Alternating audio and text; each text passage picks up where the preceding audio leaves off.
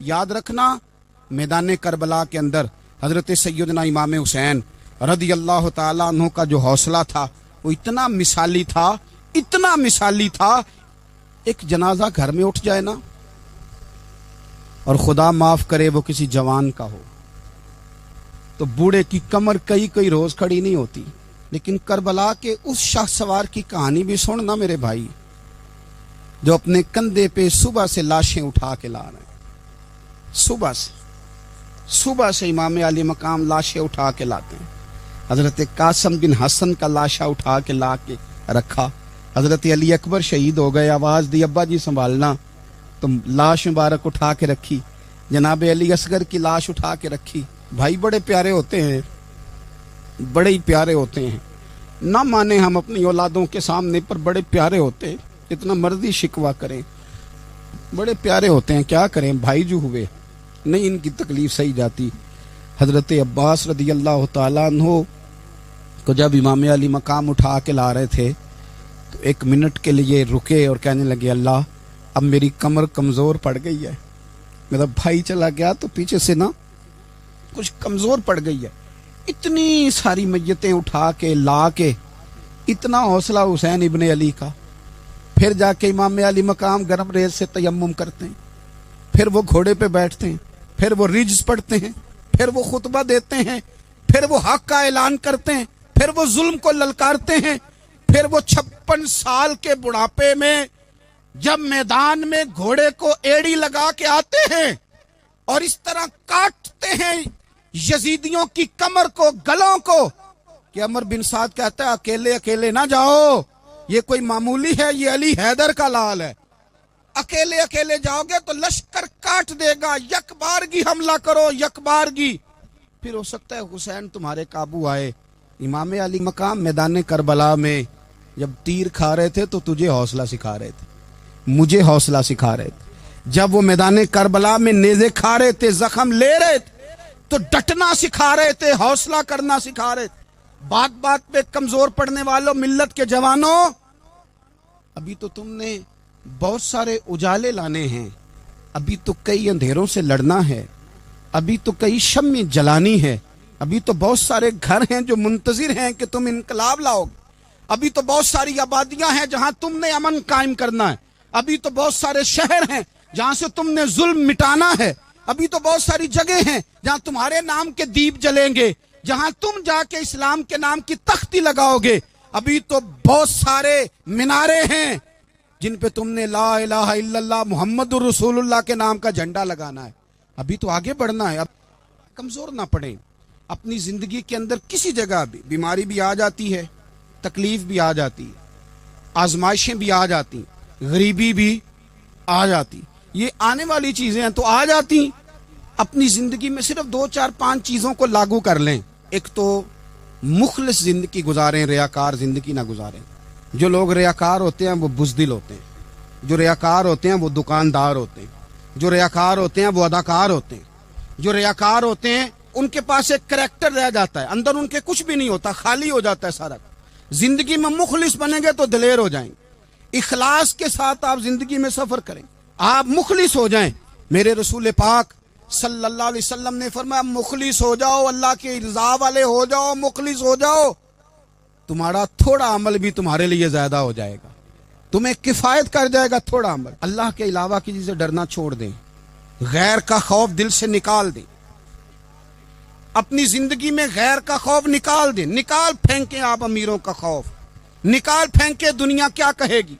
याद रखना इज्जतें भी रब देता है, जिल्लतें भी उसकी मशीयत का तकाजा होती हैं, रिस्क का मालिक भी अल्लाह है। हजरत मौला अली से किसी ने कहा कि आप अपने साथ हारस क्यों नहीं रखते, गनमैन क्यों नहीं रखते, बॉडीगार्ड क्यों नहीं रखते? तो हजरत अली फरमाने लगे मौत सबसे बड़ी मुहाफिज है, वक्त से पहले आती ही नहीं, आ सकती नहीं। आप गैर का खौफ निकाल बाहर फेंके। एक जुमला मैदान करबला में इमाम हुसैन ने कहा था, एक जुमला, और वो जुमला इतना ताकतवर है कि अगर सोने के पानी से लिखा जाए, हीरों से तोला जाए, तो ये सारी चीजें कमजोर पड़ जाएं। इमाम अली मकाम मैदान करबला में जब घोड़े पे सवार हुए, अल्लाह अकबर कह के मैदान में आए और आपने यजीदियों से कहा कि तुम जालिम हो, जाबिर हो, फासिक हो, इताअत तुम्हारी नहीं कबूल की जाएगी। अब बताओ लड़ना है कि क्या करना है? जब वो लड़ने के लिए मैदान में आए तो इमाम ने एक जुमला कहा, फरमाने लगे, लोगों गवाह रहना, आज मैंने इज्जतें खरीद ली हैं और जिल्लतें दूर कर दी हैं। इज्जत है हमारे पास, इज्जत, जिल्लत दूर हो गई। अगर इसके जुल्म से छुप के बैठ जाते, अगर इन तलवारों के सामने कमजोर पड़ जाते, अगर इस बड़े लश्कर को पीठ दिखा देते, तो ये इज्जत वाला मामला, लोगों हमने इज्जतों का सौदा किया, हमने जिल्लतें भगा दी, हमने वही सौदा किया जो हमारे अजदाद का तरीका था, जो हमारे असलाफ का तरीका था, जो तरीका हमने अलीउल मुर्तजा से सीखा था और नबी मुस्तफ़ा से सीखा था, वो तरीका हमने कर दिखाया। अल्लाह के गैर का खौफ निकाल फेंके जिंदगी। और तीसरी बात, हदफ मुकर्रर करें। हदफ मुकर्रर करें। आप क्या हैं? आप दीन के दाई हैं, आप दीन के मुबल्लिग हैं, आप दीन को माली सपोर्ट करने वाले हैं, आप अखलाकी सपोर्ट करने वाले हैं, आप एक ताजर हैं, आप किस तरह करके मैदान में हैं, आप एक वेलफेयर शख्सियत हैं, लोगों का भला करने वाले, आप क्या हैं? अपनी जिंदगी में अपने अहदाफ मुकर्रर करें। बेमाना बेमकसद जिंदगी ना। हमने हदफ बड़ा छोटा मुकर्रर किया। एक बंदे का हदफ है कि मैंने करोड़पति बनना है, बन गया वो करोड़पति, अब क्या करे? अब वो टेंशन में है, क्या करूं? हदफ छोटा था ना, वो पूरा हो गया। एक बंदे का हदफ था मैंने बड़ी दुकान खरीदनी है, खरीद ली, अब क्या करे? अब टेंशन में, आगे किधर जाए? एक बंदे का हदफ था मैंने वजीर बनना, बन गया। ये छोटा हदफ है, ये हदफ कभी भी आप कबूल ना करें। एक हदफ वो था जो यजीद ने इख्तियार किया कि मुझे हुकूमत पे बैठना है। एक हदफ वो था जो उबैदुल्लाह इब्ने ज़ियाद का था कि मुझे गवर्नर बनना है।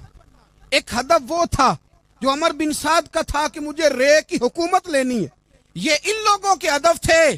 और एक हदफ हुसैन इब्ने अली का था, इमाम अली मकाम का था कि मुझे जबर के सामने डटना है, जुल्म के सामने डटना है। इमाम अली मकाम का खून तो बह गया, करबला की जमीन तो रंगीन हो गई, ना उबैदुल्लाह इब्ने ज़ियाद की गवर्नरी बची, न शिमर को हुकूमत मिली, न यजीद कुछ कमा सका, न ज़ियाद का वो जुल्म रहा, न यजीद की वो जफा रही। जो रहा तो नाम हुसैन का, जो रहा तो नाम हुसैन का, जिसे जिंदा रखती है करबला। जो रहा तो नाम हुसैन का। छोटे अहदाफ ना मुकर्रर करो। ये क्या बात हुई? एक काउंसलरी पे सारा कुछ हार देना, एक बच्चे के मेडिकल कॉलेज के दाखिले पे सारा कुछ हार देना, एक हल्की चीज सिफारिश पे सारा कुछ हार जाना, एक बड़े आदमी के नाम फोटो आ गई और तू सारा कुछ हार के बैठ गया। ना, अपनी कीमत थोड़ी ना लगा, जगह जगह ना बिका कर। हम ना सोशल मीडिया देख के राय कायम करते हैं। आजकल ये हो रहा है तो लिहाजा अब भी ये कर दें, कल वो हो रहा है तो लिहाजा अब भी वो कर दें। हमारा नजरिया किताब व सुन्नत है। हमारा नजरिया वो ट्रेंड नहीं जो आजकल फलानी जगह पे चल रहा है। हमारा नजरिया हमारे बुजुर्गों के 1400 साल नजरियात हैं।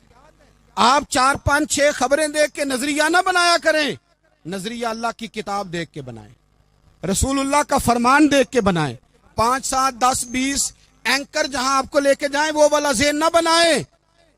ज़हन वो बनाएं जो ज़हन हमें सैयदना इमाम हुसैन ने अता फरमाया है। अपनी जिंदगी में एक तो इखलास लाएं,